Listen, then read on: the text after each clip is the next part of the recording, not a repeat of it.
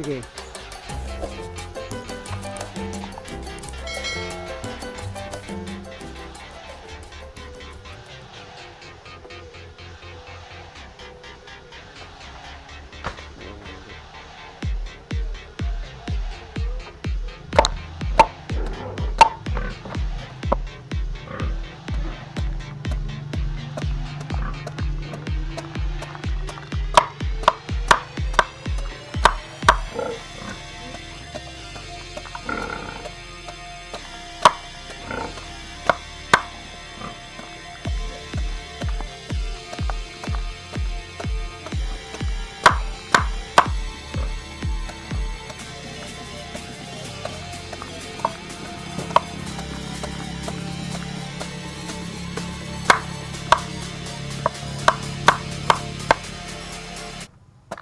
Mga kaibigan, gusto natin makatipid sa pagkain ng ating mga alagang baboy ay simple lang, ganito po ang gagawin natin.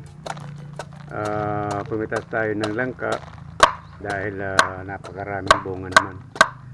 At siyempre po napakamahal po ngayon ang pagkain ng ating mga alagang baboy. Kaya dito po sa probinsya kailangan natin dumiskarte para kahit na paano ay magkaroon naman tayo ng tubo dito sa ating mga alagang baboy. Ganun lang mga kaibigan, lahat na po. At tagtarin lang natin ng pino-pino at yun ay lulutuin natin. Hindi lang ito mga kaibigan, marami naman ang pamamaraan na makatipid tayo at masustansya pa dahil ito po ay gulay. At kung mayroon tayong mga talbos ng kamote, ayun, hinahaluan din namin ng talbos ng kamote. At saka itong puso po ng saging. Ayan, halo-halo lang. At saka itong barani, ubod ng saging din, ay hinahalo namin dito sa, ito yung gagawin namin na pagkain namin dito sa aming alagang baboy. At mga kaibigan, pag naluto po ito ay hinahaluan din namin ng darak. Ang tawag dito sa Bisaya ay upa.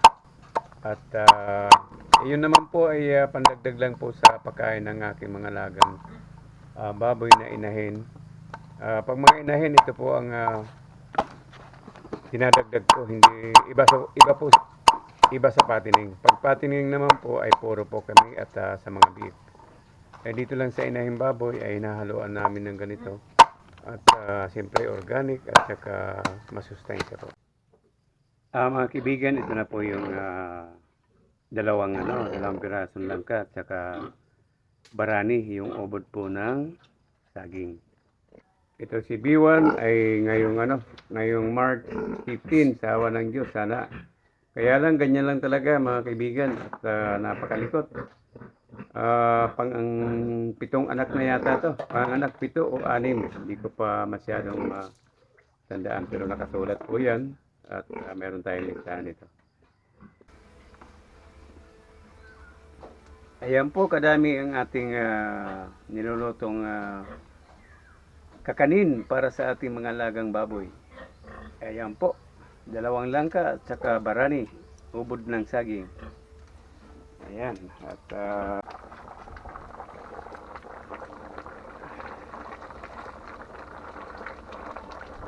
At mga kaibigan, luto na po ang ating langka. At ito po ay haluan natin mamaya ng darak sa kapids. At ibibigay natin sa ating mga inahing baboy. Ay napakasarap po nito para sa kanila mga kaibigan. At hindi nga lang, kahit niya sa tao, masarap po ito.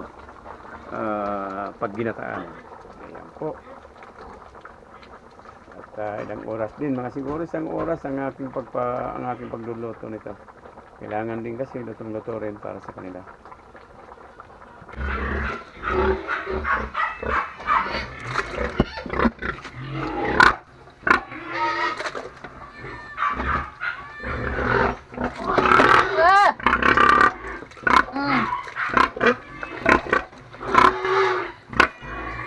Sige na tayo. Sige na tayo.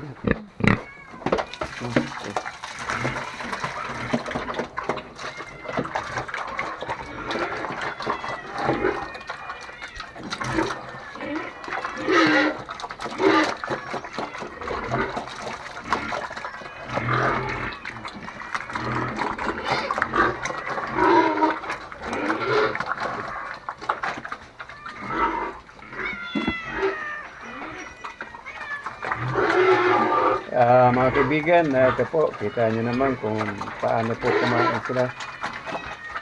Sarap na sarap to. Ayan. Sarap na sarap si Dito.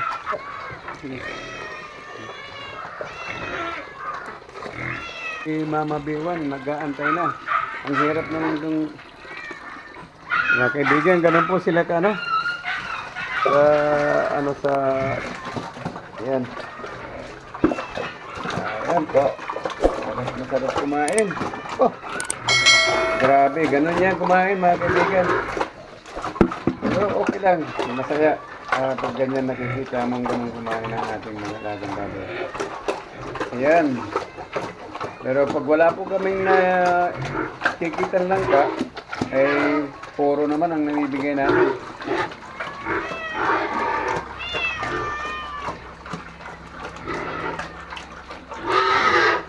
Ayan mga kaibigan, ang ingay ng isa, hindi pa nabibigyan. Si B3 hindi pa nabibigyan, ay dalawa pa lang. At ito, makikita nyo naman kung paano po kumain.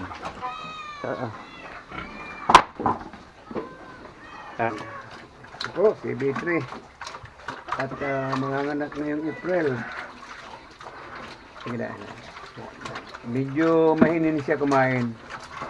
Pero nauubos naman niya. Optional lang sa pagpapakain natin para po makatipid tayo. At ito naman po ay gulay. Kaya itong binibigay ko. Hindi po ako nagpapakain iba. Pinapakain ko po ng saging, kamuting kahoy, at saka mga talbos ng kamote, at saka itong langka. Tinahaluan natin ng feed. Ayun po ang pagkain ko dito sa aking mga alagang baboy. Alagang baboy na inahin. Mga kaibigan, maraming salamat po sa lahat.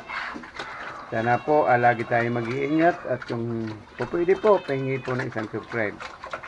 Ayun po ay malaking tulong na rin po para sa aking maliit na YouTube channel. Maraming salamat po. Ingat. God bless.